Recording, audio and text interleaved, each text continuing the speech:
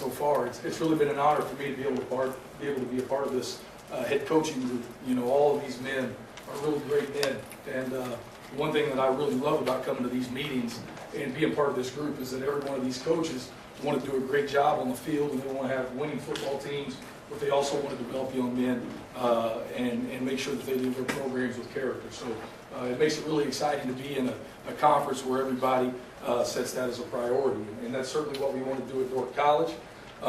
Everyone at Dordt College and at Sioux Center is really excited to get our first varsity season underway. We have 102 kids reporting for camp on August the 13th, and we're really excited about that. I feel like we've got a great group of returners from our JV season. I think we've got some good talent, and I think we've got some great talent coming in with our signing class. We signed about 63 or 64 kids, so we feel really positive about where we're at in our first year of varsity. On the other hand, we don't have anybody that's played a second of varsity college football. So we've got a tremendous amount of work ahead. We have got to really learn and work on controlling the things that we can control and maintaining a great attitude as we go through the process of becoming a championship football team. And, you know, for us, as for all the coaches up here, you know, if we take these 102 guys and they're all here a couple years from now, I think we've got a great chance to be successful. So for us, it's going to be more than about the X's and O's. We've got to become a family, become a team, and work hard and get tougher and bigger and stronger and faster. And as that process continues and we have great retention, I really look forward to what we have an opportunity to do in the future. But again, we're very excited. You know, we're going to go out and play the best we can this year, and you know, hopefully once we get in there and we show them where everything is, hopefully we can have a few practices and start hopefully improving where we're at from a football standpoint. But I do want to mention a couple of guys that are returning from last year. Offensively, we have a young man named Ty Green from Edmond, Oklahoma. He's a 6'3", 265-pound center. He is probably the best football player in our team, and he's a guy we'll depend on a lot, making some of our offensive line calls and those kind of things.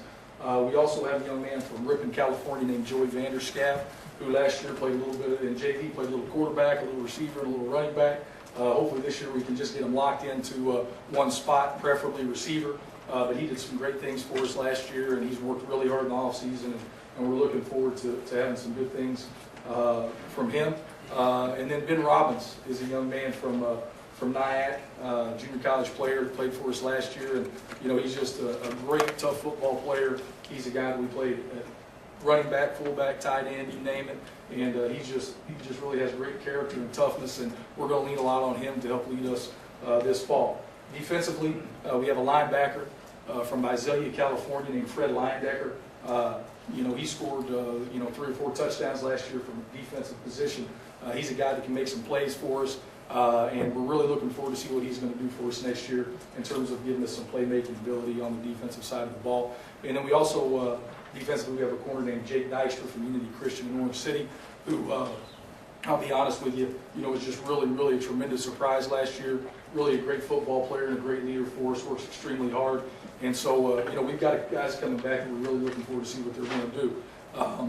And again, you know, it's going to take time. It's going to take a lot of hard work. But we're really looking forward to finally getting this thing going and getting into the varsity season. And again, like I said, I feel really proud to be in the best football conference in the country, in the GPAC. I look forward to the opportunity to play some of the best teams in the country. I guess right off the bat, I don't know who's in charge of that Northwestern and Morningside, right, the first 2 weeks, but first 2 games. But I'm really proud to be in this conference and be able to coach with and against these guys. And so that's all I have today. If anybody has any questions, I'll be glad to answer.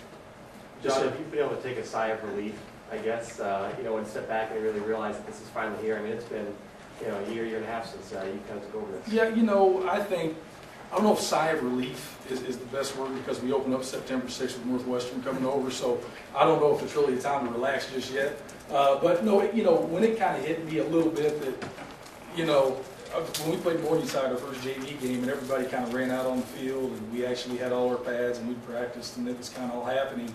It was kind of like, okay, we kind of got the first step done, you know, and so yeah, this year in recruiting it was a little bit easier, and we had a chance to say, okay, you know, last year when I was recruiting offensive linemen, I had to get them because we didn't have him. I mean, it wasn't like, is this kid, you know, is he going to be an all-conference player? Because we needed people.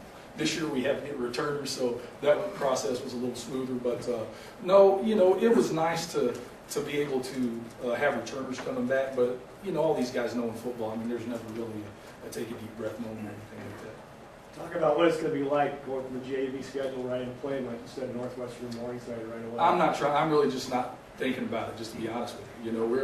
We're going to do practice number 1, and then we're going to move on to practice number 2, and then hopefully, by September, we'll be ready to start thinking about Northwestern. And we really got to approach it like that. Most of our kids, I think out of our 63 freshmen that we signed, I want to say 45 or so are from out of state. So to them, playing Northwestern probably isn't going to be as big a deal before the game as it is to some people in Northwest Iowa. So to them, it's not, all this stuff isn't going to hit them until we get there. We certainly got a big challenge ahead, and we really do. We got to focus on the things that we can control, and if we do that, we'll have an opportunity to improve every week, and that's what our goals have to be. What kind of buzz are you getting in your community? Everybody's really excited. I think last year for our first JV game, we had about 4,000 people. And then against our second home game, with Briarcliff, we filled the stands up and everything. So I think everybody's really, really excited. I think that as time has gone on, the expectations for what our program's going to do have increased. Initially I think they thought, let's get 25 guys and just try to get through the schedule. I think our expectations are a little higher than that now. So everybody's really excited. And the one thing about starting a football program, which obviously I didn't know anything about until I went through it, you have to have everybody on campus involved and supporting. I mean, our admissions people do a great job. Our advancement people do a great job. Mike Biker, our sports information director, does a great job. I mean, every single person at Dordt College has put work in to make this happen. So, and it's just not possible if the entire institution and community is behind it. So we've been really blessed. Things have gone really, really smooth, and it's because a lot of people in the community and at Dordt College have put in a lot of work. What are your expectations or goals for this year? I think that the hardest part is every single kid that we have reporting expects to win every game. As foolish as that may sound to some people, right? I mean, they're coming to win. So what we've got to do, again, is really focus hard on controlling the things that are in our power. It doesn't matter how good Sioux Falls is, we don't have to fumble against them. We don't. We can control that. We would like to think, okay? So our main focus every day is going to be, let's have a great position meeting, let's have a great practice, and just focus on what we can control. And then, if we do that, there's going to be times next fall we're going to have an opportunity to be in the game. And so that's how we're going to approach our kids, getting better every week and focusing on what we can control.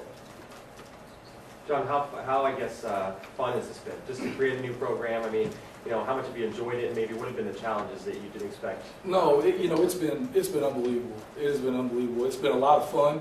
The first year when I was by myself recruiting, there were times when that wasn't as fun, but certainly once we got our staff in place, Wade White's out of Fort Worth, Texas, our defensive coordinator, and Bill Bauer, our offensive coordinator from Taylor University. Once I got those guys here, we've all really clicked, and it's just been a blast going into work every day.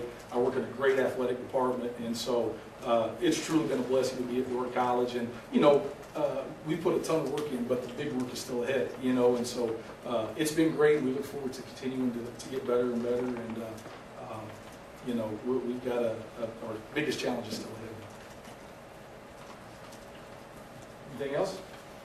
Thank you very much.